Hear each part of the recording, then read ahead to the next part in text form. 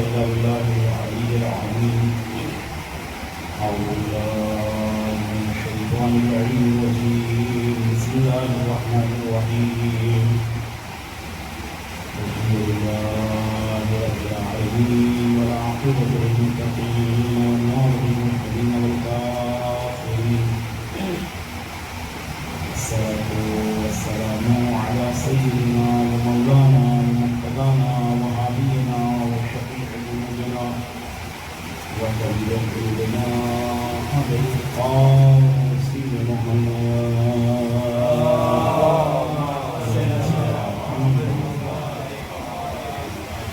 وعلى أهل بيته الطيبين الطاهرين المعصومين المظلومين المنتقدين المنتجبين المقبولين ولعنهم دائما إلى بقية الباقية ولا آبائهم وغاصب حقوقهم ومنكر فضائلهم من الآن إلى يوم الدين. قال الله سبحانه تبارك وتعالى في القرآن المجيد: بسم الله الرحمن الرحيم. إن الله اصطفى آدم ونوحا وآل إبراهيم وآل عمران على العالمين. صلوات محمد اللهم صل على محمد وعلى إذن محترم عبد الصقيل سعید کے دین میں معروضہ گوش گزار کر رہے ہیں کہ جس آیت میں خداوند عالم رب کائنات خالق ارض و سما دو جہان کا مالک ارشاد فرما رہا ہے کہ ان اللہ اصطفیٰ آدم و نوحا، کہ اللہ نے آدم کو چنا، آدم کو منتخب کیا، آدم کو مصطفیٰ بنایا، آدم کو بیعت بنایا، اور اس کے بعد نوح کا انتخاب کیا۔ دو شخصیتوں کے انتخاب کے بعد، دو شخصیتوں کے چننے کے بعد، اب خداوند عالم خاندان کی طرف آ کر اور خاندان کی ذکر کی طرف لوگوں کے اذہان کو مبذول کر رہا ہے۔ وآل ابراہیم، اور ہم نے آل ابراہیم کو چنا، وآل عمران اور آل عمران کو چنا۔ مگر آل ابراہیم اور آل عمران کے انتخاب میں فرق یہ ہے کہ ہم نے آل عمران کو علی العالمین، لہذا اب کوئی بھی ہو، کوئی بھی نبی ہو، کوئی بھی ولی ہو، کوئی بھی وسیع ہو، کوئی بھی جانشین ہو، کوئی بھی امام ہو، کوئی بھی رہبر ہو، کوئی بھی قائد ہو، کوئی بھی رئیس ہو، کوئی بھی قائد ہو، اس کی منزلت یہ ہوگی، اس کا مقام یہ ہوگا کہ اس کے سید اور سردار وہ ہوں گے جو آل ابراہیم سے ہوں گے۔ نہیں ارباب اللہ، اس کے سید اور سردار وہ ہوں گے جو آل عمران سے ہوں گے۔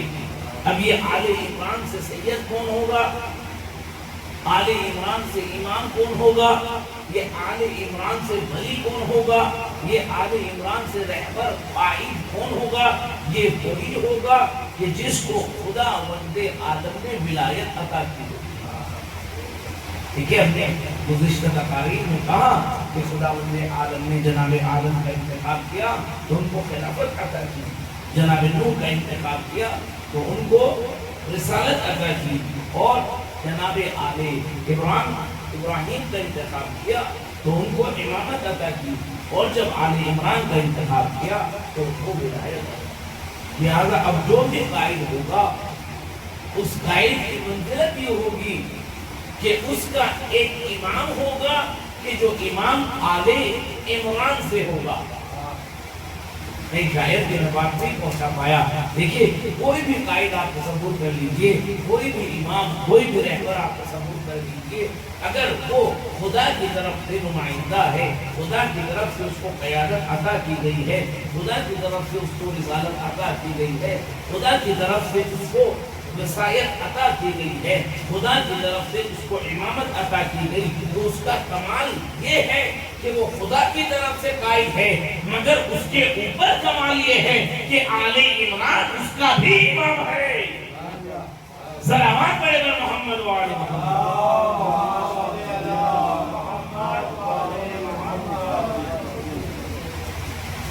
آل عمران کو خداوند عالم نے عالمین پر منتخب کیا۔ کن کے بعد؟ آل ابراہیم کے بعد۔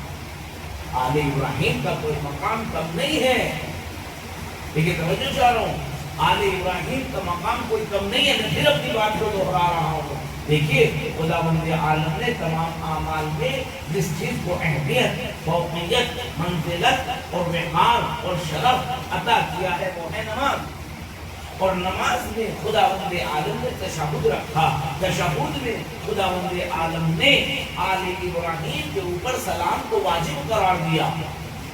اگر یہ سلام نہ ہو، اگر یہ دعا نہ ہو، اگر یہ درود نہ ہو تو مسلمان کی نماز قبول نہیں ہے۔ لہذا مسلمان کیا کہتا ہے؟ اللہم صلی علی سیدنا ابراہیم وعلی آل سیدنا ابراہیم۔ کیا پروردگار محمد اور آل محمد کو درود دے جس طریقے سے تم نے ابراہیم اور آل ابراہیم پر درود بھیجا، سلام بھیج، درود بھیج، برکتیں بھیج، رحمتیں نازل فرما۔ تو اب یہیں سے آل عمران اور آل ابراہیم کا فرق سمجھ لیجیے کہ آل ابراہیم میں اور آل عمران میں کیا فرق ہے۔ اگر مسلمان آل ابراہیم پر صلوات نہ پڑھے تو نماز قبول نہیں ہے، اور آل عمران پر ایمان نہ رکھے تو اس کا ایمان قبول نہیں ہے۔ صلوات بر محمد و آل محمد۔ یہ سب تقاریر آپ نے سماعت فرمائی۔ جناب نبی موسیٰ، آج یہاں سے میں اپنی تقریر کا آغاز کرتا ہوں۔ جناب نبی موسیٰ کیا ہوا؟ فرعون کو خبر دی گئی۔ کیا خبر دی گئی؟ کہ ان قریب ایک بچہ پیدا ہونے والا ہے جو تیرے تخت، تیرے سلطنت، تیری حکومت اور تیرے اس تاج کو برباد کرنے والا ہے، تیرے تخت کو تختہ بنانے والا ہے۔ ایک ایسا بچہ پیدا ہونے والا ہے۔ لہذا اس نے کیا کیا؟ اس نے جتنی بھی حمل بردار ہوتی تھی ان کے حمل کو برباد کرنا شروع کیا، پیٹ میں بچوں کو ذبح کرانا شروع کر دیا۔ اب بتائیے کیا خداوند عالم کے ارادے میں، کیا خداوند عالم کے ارادے میں کوئی کمی آئی؟ جناب موسیٰ کو پیدا ہونا تھا تو ہوئے۔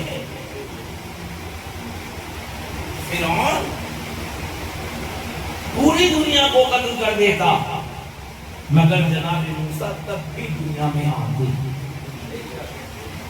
تب بھی دنیا میں آ گئی۔ کیوں؟ اس لیے کہ اللہ کا ارادہ ہی ایسا ہے کہ جب وہ کسی چیز سے چاہتا ہے کہ ہو جا تو وہ ہو جاتی ہے۔ لہذا موسیٰ کو آنا تھا تو آئے۔ فرعون چاہ کر بھی ہزاروں اور لاکھوں بچوں کو قتل کر کے بھی موسیٰ کو نہ چاہ سکا کہ وہ نہ آئے، نہیں ان کے آئے۔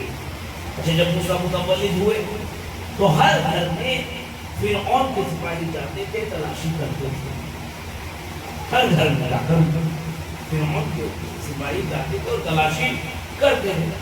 اب موسیٰ کی ماں حفاظت کرے تو کیسے کرے؟ لہذا اللہ کی طرف سے مادر موسیٰ پر وحی، اے مادر موسیٰ القیہ الہم، اس کو دریا کے حوالے کریں۔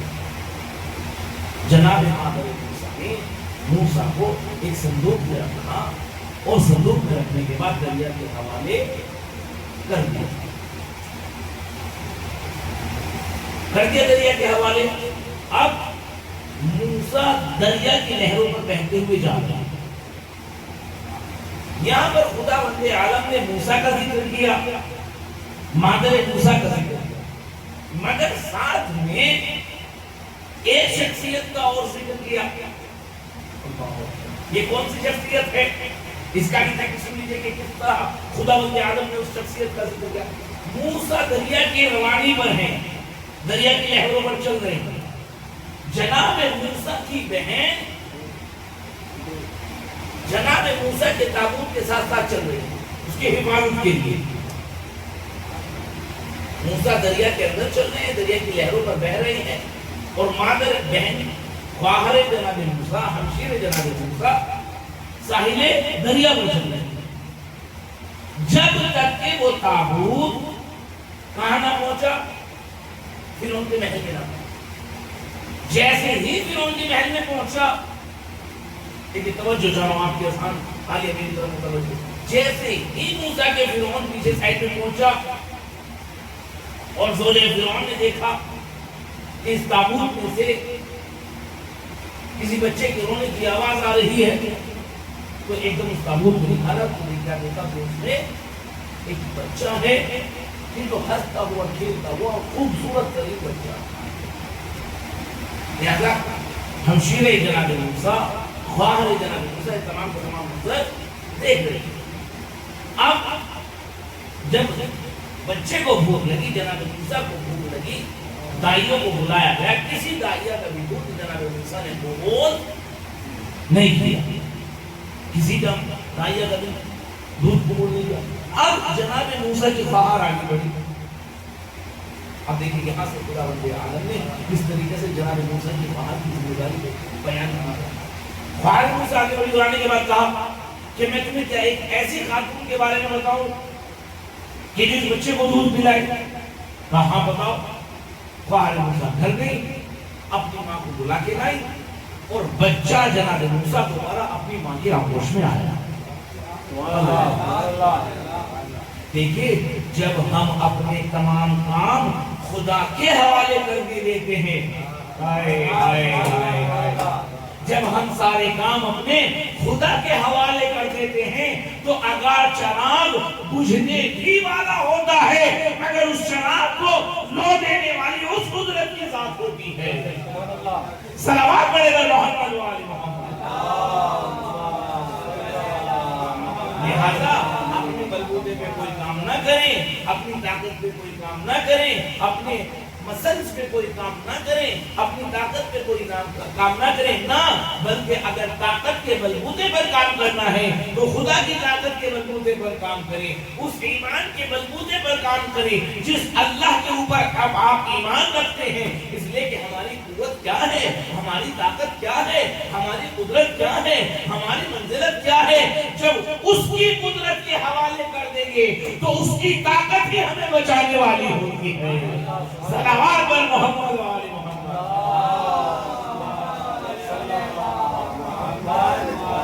لہذا قرآن مجید میں، کتاب خدا میں، اس حادی میں، اس کتاب ہدایت میں خداوند عالم نے جہاں مادر موسیٰ کا ذکر کیا، جہاں جناب موسیٰ کا ذکر کیا، وہیں پر خواہر موسیٰ کا ذکر کیا۔ میں نے علماء سے پوچھا، اصحاب علوم سے پوچھا، اصحاب تفاسیر سے پوچھا، صاحبان تفاسیر سے پوچھا، مجھے یہ تو بتائیے، میری سمجھ میں آتا ہے کہ موسیٰ کا ذکر کیوں ہے، مادر موسیٰ کا ذکر کیوں ہے، مگر مجھے یہ تو بتا دیجئے کہ خواہر موسیٰ کا ذکر کیوں ہے؟ خواہر موسیٰ کا ذکر کیوں ہے؟ مجھ کو جواب ملا، خواہر موسیٰ کا ذکر کیوں ہے؟ اس لیے کہ انہوں نے موسیٰ کی جان بچائی ہے، اس لیے کہ انہوں نے جناب موسیٰ کو حیات عطا کی ہے۔ اگر جناب موسیٰ کو دائی نہ ملتی تو بھوکے ہوتے، دنیا سے رخصت ہو جاتے، اگر محل میں نہ جاتے تو رخصت ہو جاتے۔ اس لیے خواہر موسیٰ کا تذکرہ قرآن میں اس لیے کیا، توجہ چاہو، خواہر موسیٰ کا تذکرہ اس لیے قرآن میں ہوا کہ موسیٰ کی جان کی حفاظت کی ذمہ داری خواہر موسیٰ نے لی تھی۔ ارے آپ اب بھی نہیں سمجھے، موسیٰ کا ذکر اس لیے کہ نبی خدا ہے، خواہر موسیٰ کا ذکر اس لیے کہ موسیٰ کی جان کی حفاظت کی ذمہ داری تھی۔ اب اگر حسین کے ساتھ جناب زینب کا تذکرہ نہ آئے، توجہ چاہ رہا ہوں بھائی، حسین کا تذکرہ کیوں؟ اس لیے کہ پیغمبر کی شریعت بچائی، پیغمبر کا دین بچایا، پیغمبر کی نماز بچائی، پیغمبر کا روزہ بچایا، پیغمبر کا حج بچایا، پیغمبر کا دین بچایا۔ تو پھر اگر جناب امام حسین نے جناب پیغمبر اسلام کا دین بچایا، پیغمبر اسلام حافظ شریعت ہیں، محافظ اسلام ہیں، تو پھر مجھے کہنے دیجئے کہ پھر جناب زینب بھی شریکت الحسین علیہ السلام. تو اگر موسیٰ کے ساتھ خداوند عالم باہر موسیٰ کا ذکر کرتا ہے، ہمشیرہ موسیٰ کا ذکر کرتا ہے، تو پھر ہمیں بھی چاہیے کہ ہم حسین کے ساتھ ساتھ زینب کا ذکر کریں. اگر حسین زندہ باد ہے تو زینب زندہ باد ہے، اگر حسین محافظ اسلام ہے تو زینب بھی محافظ اسلام ہے. صلوات پڑھے بر محمد و آل محمد.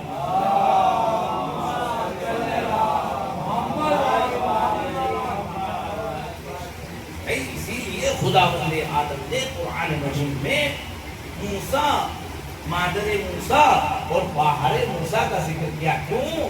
تاکہ صاحبان ایمان کی سمجھ میں، تاکہ صاحبان اسلام کی سمجھ میں آل عمران آئیں، تاکہ آل عمران آئیں. ایسا نہیں ہے کہ خداوند عالم نے بغیر کسی مقصد کے، بغیر کسی ہدف کے، بغیر کسی مقصد اور ہدف کے ایسے بھی ذکر کر دیا ہو. نہیں ارباب رضا، قرآن میں اگر حرف ہے، قرآن میں اگر نقطہ ہے، قرآن میں اگر زبر ہے، قرآن میں اگر زیر ہے، قرآن میں اگر پیش ہے تو با ہدف ہے، با مقصد ہے. یہی نہیں اگر قرآن میں نقطہ بھی ہے تو وہ بھی با ہدف ہے. اگر قرآن میں نقطہ ہے تو وہ بھی بہدف ہے. اس نقطے کو سمجھنے کے لیے ہمیں در علی پر آنا ہوگا. در علی پر آنے کے بعد ہمیں امام علی نے بتایا کہ وہ نقطہ کون ہے. امام علی کہتے ہیں کہ انا نقطۃ التی تحت البا، کہ میں وہ نقطہ ہوں جو بائے بسم اللہ کے نیچے ہوں. میں وہ نقطہ ہوں کہ جو بائے بسم اللہ کے نیچے ہوں. لہذا اگر کوئی بھی چیز قرآن میں ہے تو وہ بغیر ہدف کے نہیں ہے، بغیر مقصد کے نہیں ہے.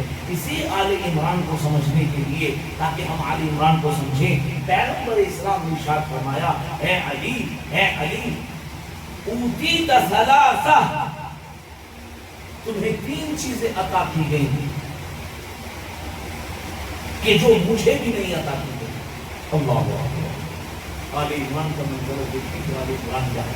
اے علی، تمہیں 3 چیزیں ایسی عطا کی گئی جو مجھے بھی نہیں عطا کی گئی. اب وہ 3 چیزیں کیا ہیں؟ سرکار کو فخر کائنات ہے، سرکار کو فخر دنیا ہے، سرکار کو فخر خداوند عالم ہے. تو پھر ایسی کیا چیزیں ہیں کہ جو خداوند عالم نے امیر المومنین کو تو عطا کی مگر آپ کو عطا نہیں کی؟ تو کیا چیزیں ہیں کہ خود پیغمبر ارشاد فرما رہے ہیں کہ اے علی، 3 چیزیں ایسی ہیں کہ جو تمہیں تو عطا کی گئی مگر مجھے عطا نہیں کی گئی. پہلی چیز، اوتیت سحر مثلی ولم اوتیت مثلہ.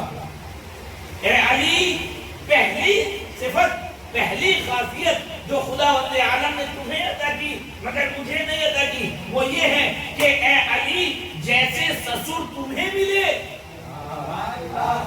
میں کہاں بیٹھے ہیں؟ توجہ چاہ رہا ہوں. اے علی، جیسے سسر تمہیں ملے ایسے مجھے بھی نہیں ملے. اللہ اکبر، اللہ اکبر. اور اس کے بعد پیغمبر دوسری صورت بتاتے ہیں، اے علی، اوتیت زوجہ مثل فاطمہ ولم اوتیت مثلہ. اے علی، جیسی زوجہ تمہیں فاطمہ کی صورت میں ملی ایسی زوجہ مجھے بھی نہیں ملی. اور اس کے بعد پیغمبر کہتے ہیں، یا علی، اوتیت ابن الحسن والحسین ولم اوت مثلہما. اے علی، تمہیں حسن اور حسین کی صورت میں ایسے بیٹے عطا کیے گئے کہ جیسے مجھے بھی نہیں عطا کیے گئے. اللہ اکبر، اللہ اکبر. مگر اس کے بعد پیغمبر کہتے ہیں، ولیکن افتخر، مجھے فخر ہے، مجھے فخر ہے، میں فخر کرتا ہوں، میں مباہر کرتا ہوں. کیا فخر؟ کہ میں تم سے ہوں، تم مجھ سے ہو. اور جب نبی جیسا، رسول جیسا پیغمبر علی اولاد علی پہ فخر کرے تو علی کے شیعہ پر کیوں فخر نہ کرے؟ صلوات پر محمد و آل محمد.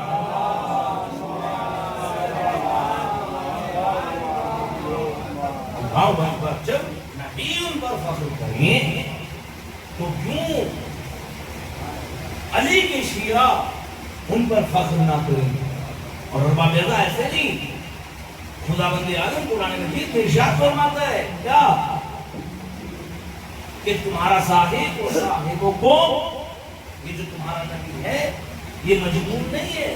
اللہ اکبر۔ پیغمبر آتے تھے، شریعت بیان کرتے تھے، مسائل بیان کرتے تھے، فضائل علی بیان کرتے تھے، تو پیغمبر پر معاذ اللہ گمراہی کا تہمت لگی، گمراہی کا بہتان لگا۔ معاذ اللہ صاحبکم وما غوا، تمہارا پیغمبر بہکا نہیں ہے، مجنون نہیں ہے۔ تو کسی نے معصوم سے پوچھا کہ کیوں خداوند عالم کے اللہ کے رسول پر، پیغمبر پر، اللہ کے نبی پر، اللہ کے رسول پر یہ جنون کے فتوے لگے، یہ جنون کے الزامات لگے؟ کہا جب بھی اصحاب پیغمبر اسلام کے ساتھ ہوتے تھے تو پیغمبر اسلام فضائل علی بیان کیا کرتے تھے، مناقب علی بیان کیا کرتے تھے، اور لوگوں کو یہ بات پسند نہیں تھی، لوگوں کو یہ ہضم نہیں ہوتا تھا، لہذا لوگوں نے پیغمبر اسلام پر جنون کا، مجنون ہونے کے دعوے لگائے اور اتنے فتوے لگائے، اتنے بہتان لگائے، اتنے الزام لگائے کہ خداوند عالم کو انکار کرنا پڑا۔ خبردار، تمہارا پیغمبر مجنون نہیں ہے۔ بس مجھے یہاں سے ایک بات تو کہنے دیجئے، اے علی کے شیعہ، اے علی کے چاہنے والوں، اے علی کے محبوں، پریشان نہ ہو۔ اگر آج مفتی بدعت کے فتوے لگاتا ہے تو پریشان نہ ہو، اس الزام سے تم ہی نہیں، اس الزام سے تو پیغمبر بھی بری نہیں تھے۔ صلوات میرے پر محمد و آل محمد۔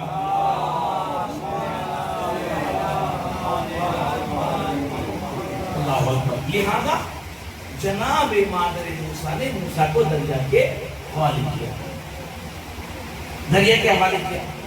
جب تابوت میں جناب موسیٰ کو رکھا تو اس تابوت میں ایک چیز اور رکھی کہ جس کو کہتے ہیں تابوت سکینہ۔ اس تابوت سکینہ کی ہسٹری آپ جا کے دیکھیے گا کہ تابوت سکینہ کی ہسٹری کیا ہے۔ یہ تابوت وہ ہے کہ جو ہر نبی سے چل کر آ رہا تھا۔ آدم سے شروع ہوا، آدم جب جنت سے اس کو لے کر آئے تھے، آدم سے شروع ہوا، اس کے بعد ان کے بیٹے شیش پر آیا، شیش سے گردش کرتا ہوا بنی اسرائیل کے پیغمبروں میں آیا، جناب یعقوب کے پاس آیا، جناب اسحاق کے پاس آیا، ابراہیم کے پاس آیا، اسماعیل کے پاس آیا، اور جناب سلیمان تک کے پاس آیا۔ ہیکل سلیمانی جو آج مشہور ہے اسی سے مربوط ہے، لہذا جناب سلیمان کے پاس آیا۔ اس کے بعد نبی موسیٰ، اوصیاء نبی موسیٰ، اس کے بعد نبی عیسیٰ اور اوصیاء نبی عیسیٰ تک۔ جب مادر موسیٰ کو دریا کے حوالے کر رہی تھی تو مادر موسیٰ نے موسیٰ کے تابوت میں، موسیٰ کے گہوارے میں کیا رکھا؟ تابوت سکینہ۔ کیا تھا اس تابوت سکینہ میں جو موسیٰ کے ساتھ رکھا؟ کہ اس میں تمام انبیاء کی تصاویر تھی۔ بہت روزہ سب انبیاء کی تصاویر تھی، سب انبیاء، مگر ایک نبی کی تصویر میں کچھ خاص تھا۔ اب وہ کیا؟ یہ بات لکھتے ہیں ابن ابی حدید معتزلی اپنی کتاب میں لکھتے ہیں کہ ہر پیغمبر کی تصویر ان تصویروں میں تھی، مگر ایک نبی کی تصویر کچھ خاص تھی۔ کہ وہ کیا؟ کہ وہ آخری نبی کی تصویر تھی کہ جن کے ماتھے پر لکھا ہوا تھا ھذا محمد رسول اللہ، یہ تصویر۔ مگر اس تصویر کی ایک خاصیت اور تھی، وہ کیا تھی؟ کہ اس تصویر کی ایک خاصیت اور یہ تھی کہ جہاں پر پیغمبر اسلام کی تصویر تھی انہی کے برابر میں ایک جوان کھڑا ہوا ہے۔ پیغمبر کی تصویر کے ساتھ ایک دوسرے جوان کی تصویر ہے کہ جو جوان قامت ہے، بلند قامت ہے اور کھڑا ہوا ہے، کہ جس کی پیشانی پر لکھا ہوا ہے ھذا ناصر رسول اللہ۔ پیغمبر کی پیشانی پر کیا لکھا ہوا ہے؟ ھذا محمد رسول اللہ۔ اس جوان کی پیشانی پر کیا لکھا ہوا ہے؟ ھذا ناصر رسول اللہ۔ یہ محمد ہے جو اللہ کے رسول ہے، اور یہ جو بلند قامت شخص ہے، یہ جو جوان ہے، یہ ناصر رسول اللہ۔ یہ واقعہ کب پیش آ رہا ہے؟ کب پیش آ رہا ہے؟ جب جناب موسیٰ دریائے فرات کے حوالے کر دیے گئے ہیں، نہر فرات کے حوالے کر دیے گئے ہیں اس وقت، اور یہ تصویریں کب سے ہیں؟ کہا یہ تو آدم جنت سے لے کر آئے تھے. نہیں، آپ نے توجہ نہیں کی. دیکھیں یہ تصویریں پیغمبر کے زمانے کی نہیں ہیں، بلکہ زمانے پیغمبر سے ہزار سال پہلے کی ہیں. جناب موسیٰ کے زمانے میں یہ تصویریں ہیں. جناب موسیٰ سے پہلے جو نبی آپ گزرے ہیں وہ یعقوب کی شکل میں ہوں، ابراہیم کی شکل میں ہوں، اسماعیل کی شکل میں ہوں، ان کے زمانے میں بھی تھی. اور اس سے پہلے نبی جتنے گزرے ان کے بھی زمانے میں تھی. بلکہ جب جناب آدم جنت سے تشریف لائے تو جناب آدم کے پاس بھی یہ تصویریں تھیں. یعنی اس کا مطلب یہ ہے کہ امام پیغمبر تمام زمانے میں رسول اللہ تھے، اور اسی طریقے سے علی تمام زمانے میں ناصر رسول اللہ تھے. نہیں، شاید کہ میں اپنی بات نہیں پہنچا پایا. پیغمبر کے وسیع، پیغمبر کے جانشین صرف پیغمبر کی حیات ہی میں ناصر رسول اللہ نہیں ہے، بلکہ یہ تصویر بتا رہی ہے. یہ تابوت سکینہ میں ان تصویروں کا ہونا بتا رہا ہے کہ علی صرف اور صرف زمانے پیغمبر ہی میں رسول اللہ کے ناصر نہیں ہے، بلکہ علی ازل سے لے کر، ابتدا سے لے کر، آغاز سے لے کر، عالم ارواح سے لے کر، کہاں بیٹھے ابتدا سے لے کر، آغاز سے لے کر، ابتدا سے لے کر، آغاز سے لے کر، عالم ارواح سے لے کر ناصر رسول اللہ ہے.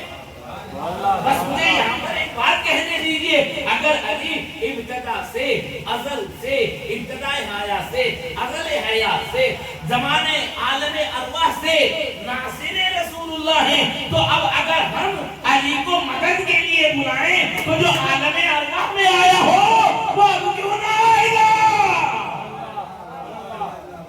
صلوات محمد وعلیہ محمد.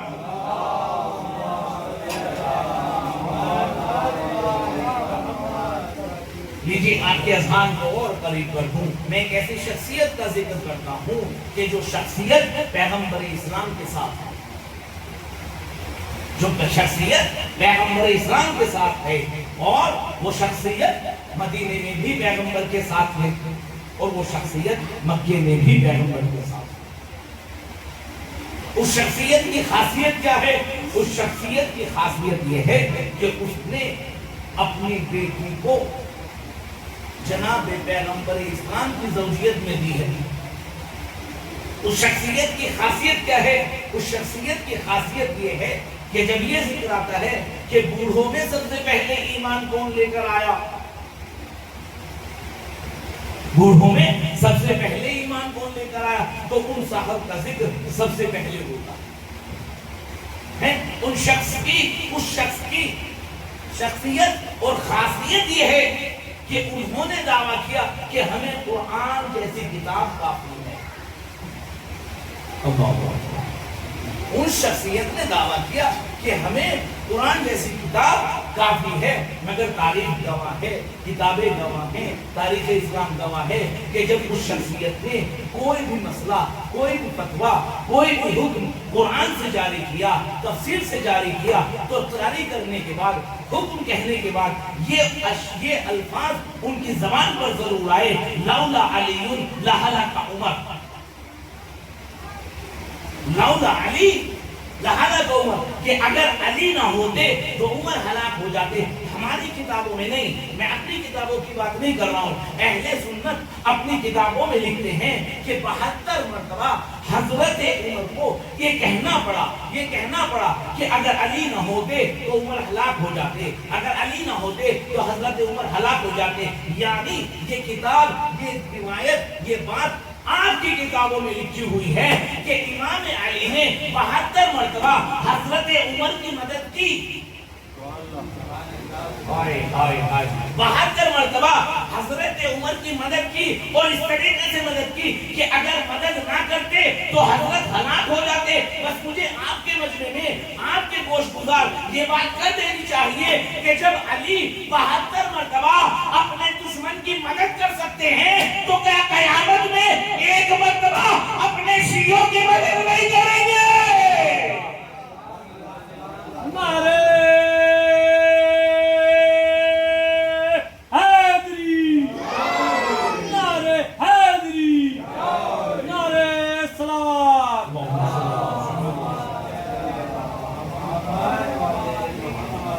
ایک سوال میرے پر محمد و آل محمد.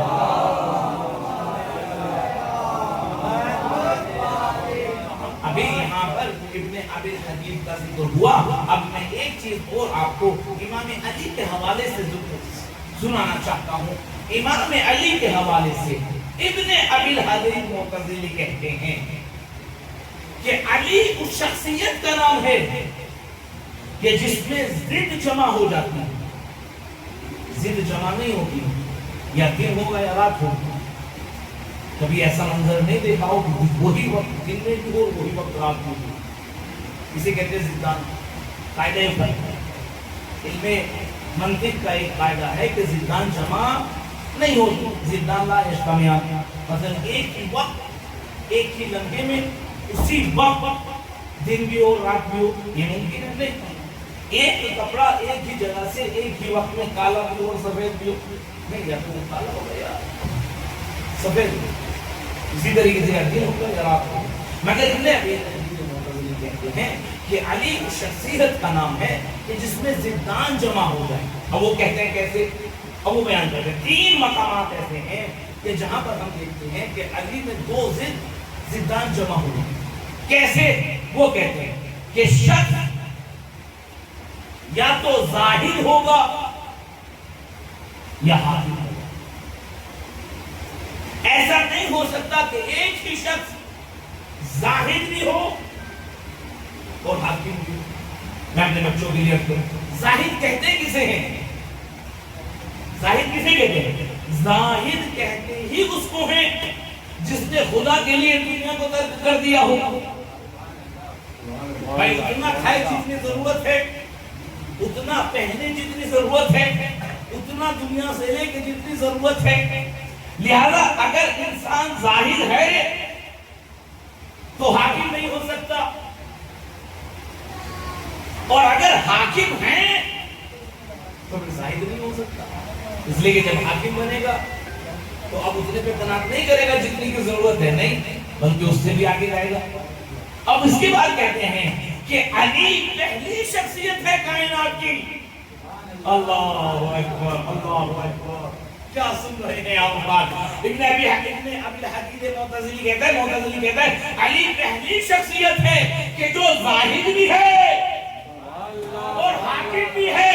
ظاہر اتنا بڑا ہے، اے دنیا میں نے تجھے 3 مرتبہ طلاق دی، اور حاکم اتنا بڑا ہے کہ اگر فیصلہ کرے تو اہل تورات کو تورات سے فیصلہ کرے، اہل زبور کو زبور سے فیصلہ کرے، اہل انجیل کو انجیل سے فیصلہ کرے، اہل قرآن کو قرآن سے فیصلہ کرے. اللہ یہ امام کی منزلت.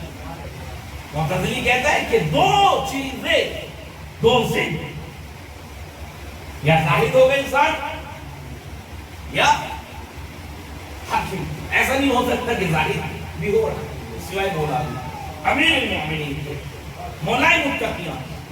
اور پھر اس کے بعد کہتے ہیں کہ دوسری صفت کہ جو دنیا میں جمع نہیں ہو سکتی وہ کیا ہے کہ انسان یا تو شجاع ہوگا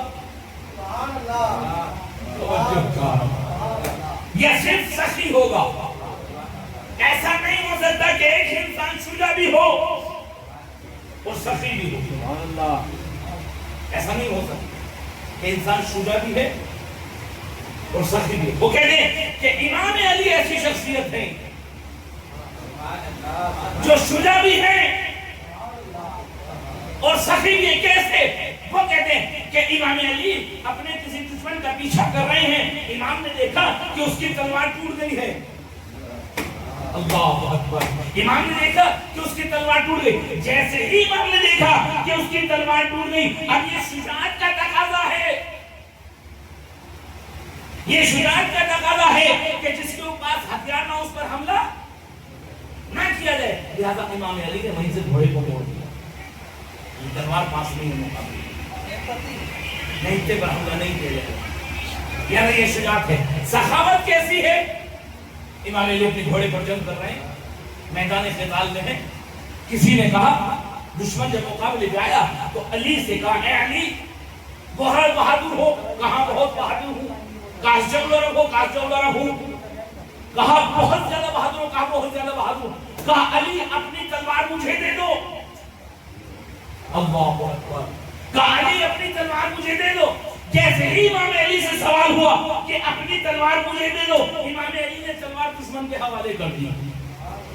اللہ اکبر, اللہ اکبر. اپنی تلوار دشمن کے حوالے کر دی. اب جو دشمن کے حوالے کر دی, کہا اے علی دشمن کے حوالے تلوار کر دی. دیکھیں توجہ چاہوں ہے امام علی کی بات پر. کہا دشمن کے حوالے تلوار کر دی. امام علی نے کہا اس وقت تک دشمن تھا جب تک مجھ سے سوال نہیں کیا تھا. بھائی جب تک مجھ سے سوال نہیں کیا تھا اس وقت تک دشمن تھا. جب مجھ سے سوال کر لیا تو سائل بن گیا. اور علی کے در کا کمال یہ ہے, کوئی خالی ہاتھ واپس نہیں جاتا.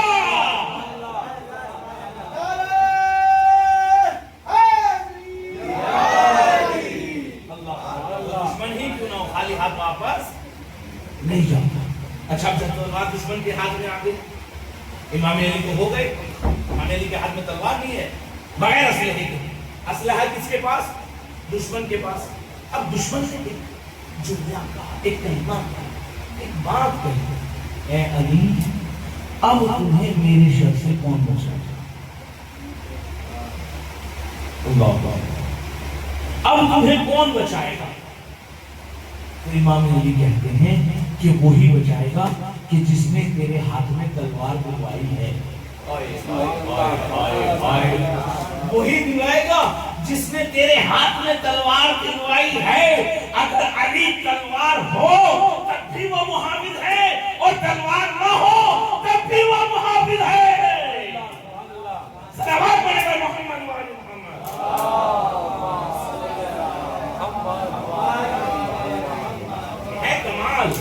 اور تیسری صفت جو معتزلی بیان کرتا ہے کہ علی اس شخصیت کا نام ہے جس میں ضدان جمع ہو جائے.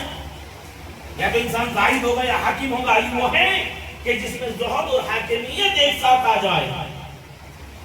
یا انسان سخی ہوگا یا شجاع ہوگا, مگر سرکار سید الاوصیاء کی ذات وہ ہے کہ جس میں سخاوت اور شجاعت ایک ساتھ جمع ہو جائے. تیسری صفت معتزلی کہتا ہے کہ انسان کا اگر ہاتھ نرم ہو, اگر انسان کا ہاتھ نرم ہو تو پھر تلوار اچھی نہیں چلتی. تلوار اچھی نہیں چلتی. اور اگر تلوار اور اگر ہاتھ سخت ہو تو قلم اچھا نہیں چلتا. ٹھیک ہے, توجہ جاؤ. اگر انسان کا ہاتھ نرم ہے تو اس کا قلم بہت اچھا چلتا ہے. پھر وہ اپنے قلم سے کمال کرتا ہے. پھر وہ اپنے قلم سے انسان کو اور دنیا کو روشن کرتا ہے, انسان کے مقدر روشن کرتا ہے. لیکن اگر انسان کا ہاتھ نرم نہیں, انسان کا ہاتھ سخت ہے, لوہار ہے, تو پھر وہ اپنے اسلحے سے کمال کرتا ہے. معتزلی کہتے ہیں علی اس شخصیت کا نام ہے کہ جس میں یہ دونوں چیزیں جمع ہو گئی ہیں. علی کا ہاتھ نرم بھی ہے اور علی کا ہاتھ سخت بھی ہے. کا نرم اتنا ہے اگر لکھنے میں آ جائے تو صلح حدیبیہ وجود میں آ جائے, اور اگر تلوار چلانے میں آ جائے تو پھر ذوالفقار ہاتھ میں آ جائے. اگر لکھنے پر آ جائیں تو صلح حدیبیہ جیسی صلح لکھ دیں, اور اگر تلوار چلانے پہ آ جائیں تو ذوالفقار ہاتھ میں آ جائے. جملہ آپ کے اذہان کے مطابق کہہ دوں, جملہ آپ کے اذہان کے مطابق کہہ دوں, کہا اگر قلم چلانے پر آ جائیں تو پھر قرآن سے چھوٹی کتاب نہج البلاغہ لکھ دیں, اور اگر تلوار چلانے پہ آئے تو 70 نسلوں کو دے کے تلوار چلا.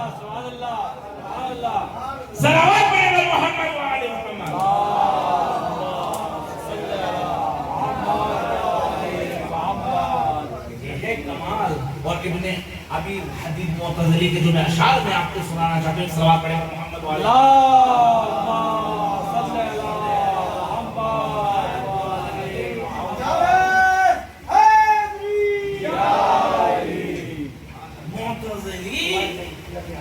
اپنی کتاب میں اشعار لکھتا ہے اور وہ اشعار اتنے عظیم ہیں، اتنے اہل سنت ہیں، شیعہ نہیں ہے، اتنے عظیم اشعار ہیں وہ، جو قصیدہ اس میں امام علی کی مدح میں لکھا ہے، اتنا عظیم ہے وہ قصیدہ کہ ذریع امیر المؤمنین جو حرم میں جو ذریع ہے، اس ذریع کے اوپر سونے سے یہ اشعار نقش کیے گئے، سونے سے، شیعہ کے نہیں، سید کے نہیں، اہل سنت کا عقیدہ میں آپ کو بتا رہا ہوں، اتنے عظیم ہیں۔ جب آپ کو انشاءاللہ خداوند عالم شرف زیارت سے شرف یاب کرے اور آپ حرم امیر المؤمنین میں جائیں تو دیکھیں کہ ذریع امیر المؤمنین کے اوپر سونے سے یہ اشعار لکھے ہوئے، سونے سے۔ وہ کہتا ہے، کیا کہتا ہے؟ اے علی، مجھ کو قیامت میں یہ نہیں معلوم کہ حساب اور کتاب کون لے گا، مجھے نہیں معلوم کہ قیامت میں حساب اور کتاب کون لے گا، ہاں مجھے تو اتنا معلوم ہے کہ مجھے آپ کی بارگاہ میں حساب اور کتاب دینا ہے، مجھے آپ کی بارگاہ میں حساب اور کتاب دینا ہے۔ علی، مجھے نہیں معلوم کہ جہنم میں کون بھیجے گا، جنت میں کون بھیجے گا، مگر میرا عقیدہ یہ ہے کہ علی تم ہی پکانے جنت دینے والے ہو۔ اور اس کے بعد جو ایک شعر کہتا ہے جو مجھے یاد ہے، وہ میں کہنا چاہتا ہوں، اے علی، میں معتزلی ہوں، انا معتزلیون ولکننی کلما ارا التشیع۔ اے علی، میں دین سے معتزلی ہوں، مگر جب میں کسی بھی شیعہ کو دیکھتا ہوں تو رک جاتا ہوں اور اپنے سر کو اس کے احترام میں جھکاتا ہوں۔ کس کو؟ سید کو نہیں، سید کو نہیں، ہاشمی کو نہیں، کس کو؟ محب کو۔ اہل سنت کہہ رہے، اہل سنت جب بھی میں کسی محب کو دیکھتا ہوں، شیعہ امیر المومنین کو دیکھتا ہوں تو رک جاتا ہوں، جھک جاتا ہوں اور سر کو جھکا کر اسے سلام کرتا ہوں۔ کیوں؟ اس لیے کہ مجھے معلوم ہے اس کے دل میں تو رہتا ہے۔ صلوات پڑھے میں محمد وعلی محمد۔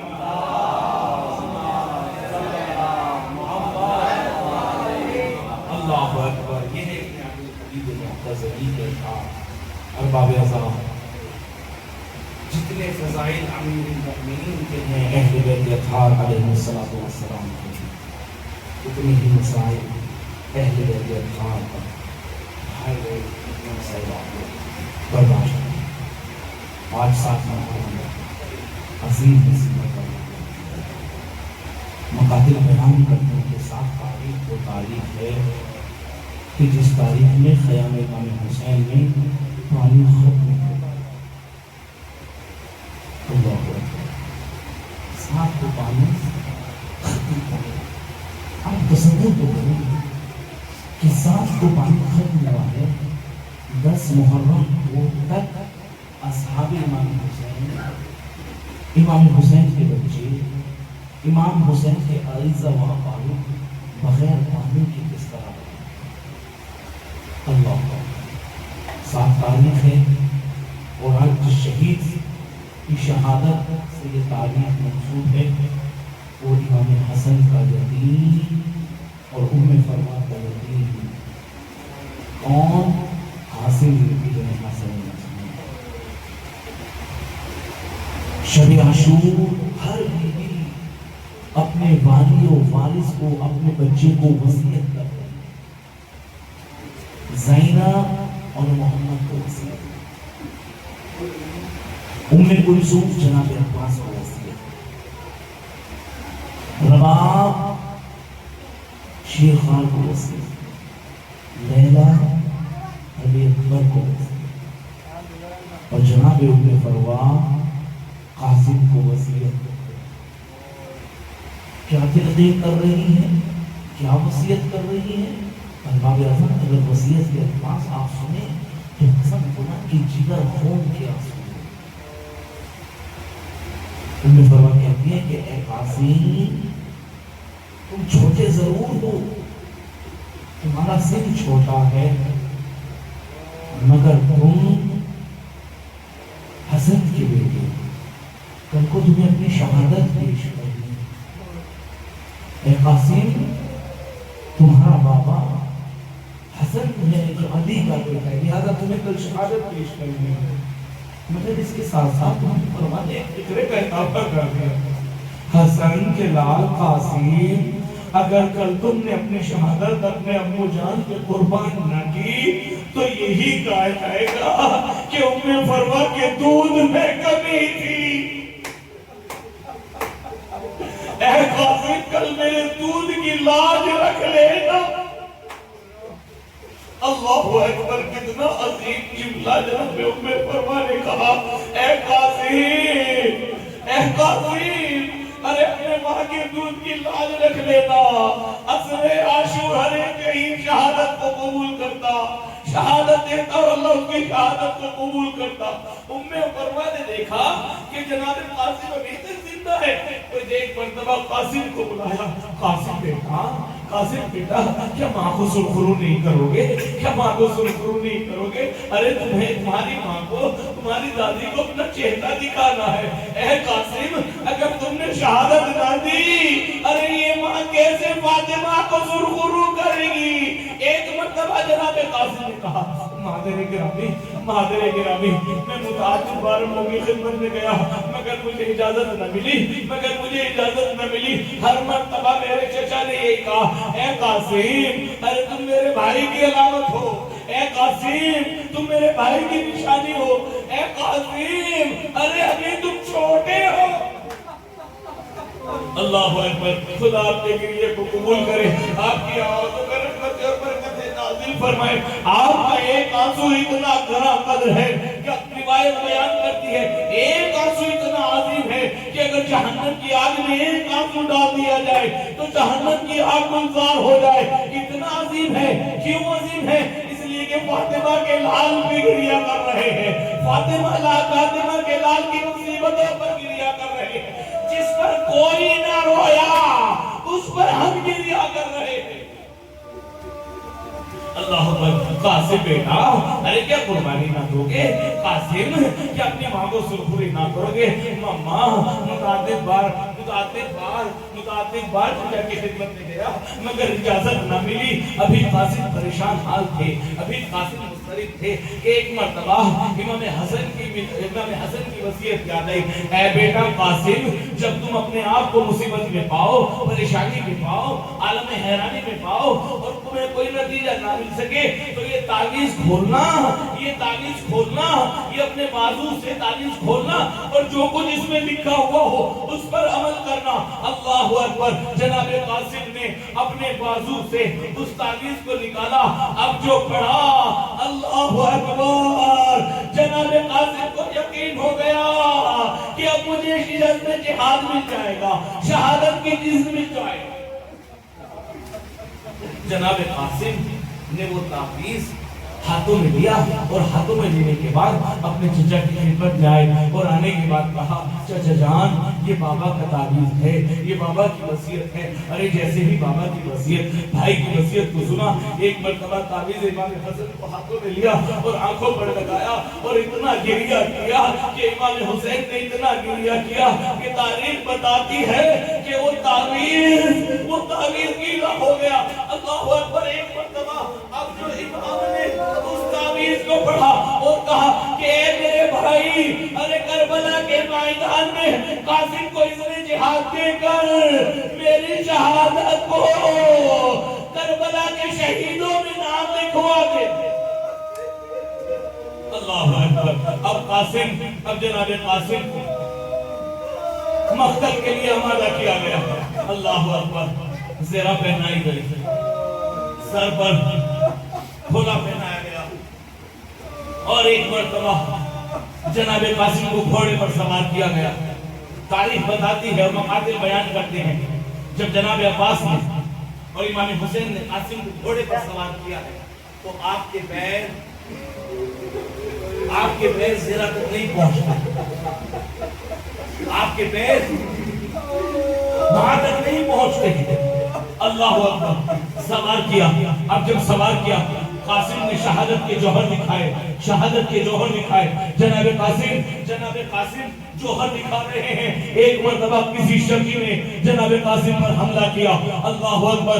اب جو حملہ کیا تو جناب قاسم سے گھوڑے بڑھنا رہا گیا. آواز دی اے چچا جان ارے میری مدد کے لیے آئے. بس جیسے ہی یتیم حسن نے اس آواز کو بلند کیا ایک مرتبہ علی کا شیر میدان کی طرف چلا. ایک مرتبہ حسین میدان کی طرف چلے. ارے جب فوج اشقیہ نے امام حسین کو آتے دیکھا جناب پاس کو آتے دیکھا ادھر کے گھوڑے ادھر ارے ادھر کے گھوڑے ادھر. مقاتل بیان کرتے ہیں کہ قاسم کا ہزار گھوڑوں کے سموں سے مامال ہو گیا. قاسم کا بدن گھوڑوں کے سموں سے مامال ہو گیا. اللہ اکبر. جناب امام حسین مقتل میں پہنچے. دیکھیں قاسم جو گھوڑے پر آ رہے تھے تو کتنے چھوٹے تھے. جناب امام حسین مقتل میں آواز دی بیٹا حسن یتیم حسن کہاں پر ہو؟ کوئی آواز نہیں. یتیم حسن کہاں پر ہو؟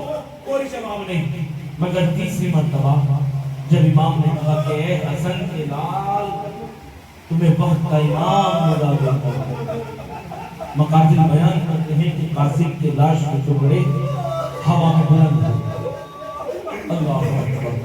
ارباب اللہ مقاتل بیان کرتے ہیں کہ جب حسن گئے تھے تو اتنے چھوٹے تھے مگر جب امام حسین نے قاسم کے لاش کو گھوڑے میں رکھا ہے تو اب حسن کا قد اتنا طویل ہو چکا ہے کہ حسن کی لاش ارے زمین پر کھینچ دی جاتی ہے. اللہ اللہ